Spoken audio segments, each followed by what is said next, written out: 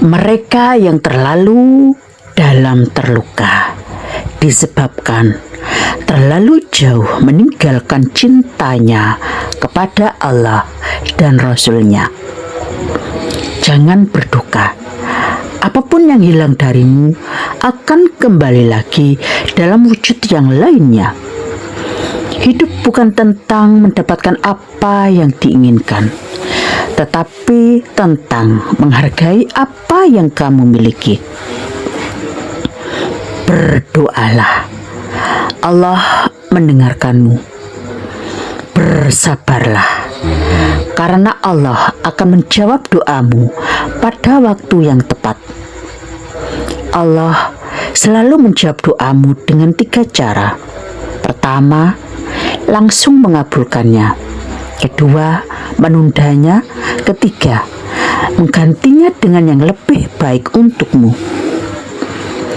Masjid bukan hanya tempat beribadah, namun juga tempat umat muslim mengadu kepada Tuhannya, Allah Subhanahu wa Ta'ala, saat hati sedang gelisah. Datanglah ke masjid agar hatimu tidak kesepian. Masjid Istiqlal atau Masjid Kemerdekaan Nan Megah ini didirikan pada tahun 1978. Gaya arsitekturnya bergaya nasional dan internasional, mengusung tema ketuhanan yang dirancang oleh Friedrich Silaban, anak dari pendeta Lutheran yang berasal dari Huria Kristen Batak Protestan. Peletakan batu pertama dilakukan pada tanggal 24 Agustus tahun 1961, dan pembangunan Masjid Istiqlal ini telah memakan waktu lebih dari 17 tahun dan kemudian diresmikan oleh Presiden Soeharto sebagai Masjid Nasional pada tanggal 22 Februari 1978.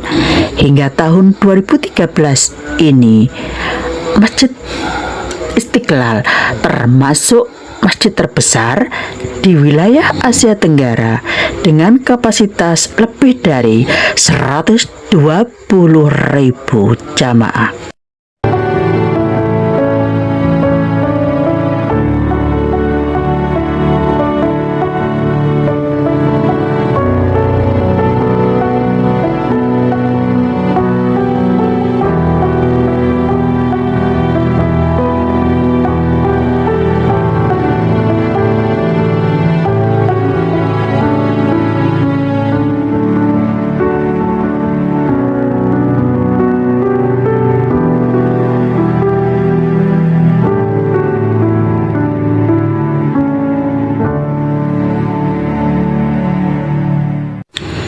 Assalamualaikum warahmatullahi wabarakatuh. Selamat pagi, salam sejahtera bagi kita semua. Salam, Om Swastiastu, Namo Buddhaya, Wedidong Tian, salam kebajikan. Bapak Ibu, Masjid Istiqlal atau Masjid Kemerdekaan ini adalah sebuah masjid nasional. Masjid ini menjadi masjid terbesar di Asia Tenggara dan masjid terbesar ke-6 di dunia dalam hal kapasitas jamaah. Masjid Istiqlal ini berlokasi di Jalan Taman Wijaya Kusuma, Pasar Baru, Kecamatan Sawah Besar, Kota Jakarta Pusat, Daerah Khusus Ibu Kota Jakarta. Pembangunan masjid ini diprakarsai oleh Presiden Republik Indonesia saat itu, yaitu Bapak Soekarno, dan peletakan batu pertama sebagai tanda dimulainya pembangunan masjid ini juga dilakukan oleh beliau, Bapak Soekarno, Presiden pertama Indonesia, pada tanggal 24 Agustus 1961 Masehi. Kemudian proyek masjid ini diarsiteki oleh Friedrich Silaban, anak dari pendeta Lutheran yang berasal dari Huria Kristen Batak Protestan. Dan desain Masjid Istiqlal ini mengusung tema ketuhanan. Masjid Istiqlal ini memiliki gaya arsitektur formalitas baru dan internasional dengan dinding dan lantai berlapis marmer dihiasi ornamen geometrik dari baja anti karat. Bangunan utama masjid ini terdiri dari 5 lantai dan 1 lantai dasar. Bangunan utama dimahkotai 1 kubah besar yang berdiameter 45 meter yang ditopang 12 tiang besar. Minaret tunggal setinggi total 96,66 meter yang menjulang di sudut selatan selasar masjid. Tanah tempat Masjid Istiqlal berdiri ini dulunya merupakan lokasi Taman Wilhelmina dan benteng pada abad ke-19, yaitu Benteng Prince Frederik.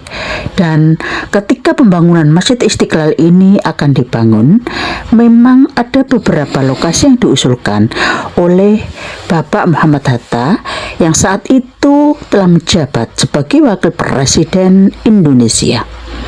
Beliau menyarankan agar masjid dibangun di dekat pemukiman penduduk di Jalan Tamrin, di sebidang tanah di mana Hotel Indonesia berdiri saat itu.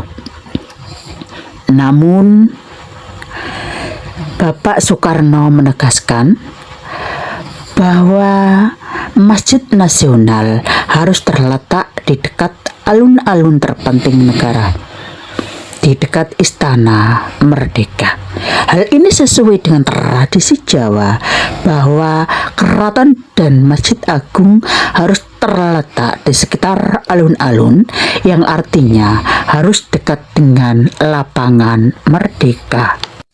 Bapak Presiden Republik Indonesia yang pertama, yaitu Bapak Soekarno, mendesak agar Masjid Nasional dibangun di dekat Gereja Katedral Jakarta dan Gereja Immanuel untuk melambangkan kerukunan dan toleransi beragama seperti yang digalakkan pada Pancasila. Kemudian diputuskan Masjid Nasional akan dibangun di area Taman Wijaya Kusuma yang sebelumnya merupakan Taman Wilhelmina dan di depan Gereja Katedral Jakarta. Untuk memberi jalan bagi masjid, Benteng Prince Frederik yang dibangun pada tahun 1837 dihancurkan. Setelah peletakan batu pertama pada tanggal 24 Agustus 1961 dan pembangunannya telah memakan waktu sekitar 17 tahun lebih, dan kemudian diresmikan oleh Bapak Presiden Soeharto sebagai Masjid Nasional tepat pada tanggal 22 Februari 1978. Dan hingga tahun 2013, masjid tersebut yang merupakan masjid terbesar di wilayah Asia Tenggara telah memiliki kapasitas lebih dari 120.000 jamaah.